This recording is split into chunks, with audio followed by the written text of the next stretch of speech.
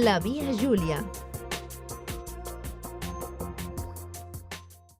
La Via Júlia és un dels carrers més transitats de Nou Barris. Va ser dissenyada sobre plànol l'any 1905 dins el Pla Jauceli, com una via per millorar les comunicacions entre els municipis agregats a Barcelona. Durant molt de temps va ser un descampat ple d'horts o de cotxes que es va anar poblant mentre s'edificava a l'entorn. En un primer moment es parlava de la Via Júlia com el passeig de la muntanya, nom que ha perviscut amb el club de futbol muntanyesa amb seu a la Via Júlia. També se la va anomenar als 40 metres per la seva amplada, de la mateixa manera que la veïna Via Favència la van batejar com 60 metres. L'any 1931 es va passar a dir Carlos Marx i des de 1942 ha quedat oficialment com a Via Júlia. Els 40 metres d'amplada estaven reservats originàriament a la construcció de l'eix de comunicació i per això es va anar edificant a l'entorn i el centre del carrer va quedar sense urbanitzar. En aquests descampats s'hi van aixecar envalats, paradetes de llaminadures, horts i fins i tot una escola construïda pel Patronat Escolar de l'Ajuntament de Barcelona amb la fusta procedent del pavelló de Suècia a l'Exposició Universal de 1929.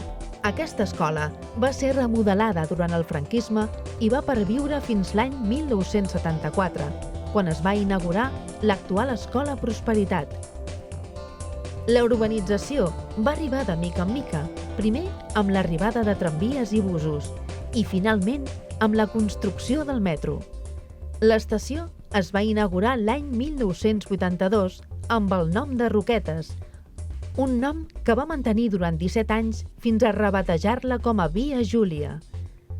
Acabades les obres del metro, els arquitectes Bernardo de Sala i Josep Maria Julià van afrontar el repte d'endreçar urbanísticament un carrer que havia quedat dividit en dos nivells en alguns trams per la caixa del túnel del metro.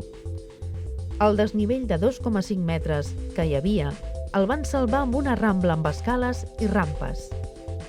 L'obra es va rematar amb la instal·lació d'escultures com la columna de llum o Torre Favència, d'Antoni Rosselló, l'escultura Júlia, de Sergi Aguilar, o l'Escullera, de Jaume Plensa.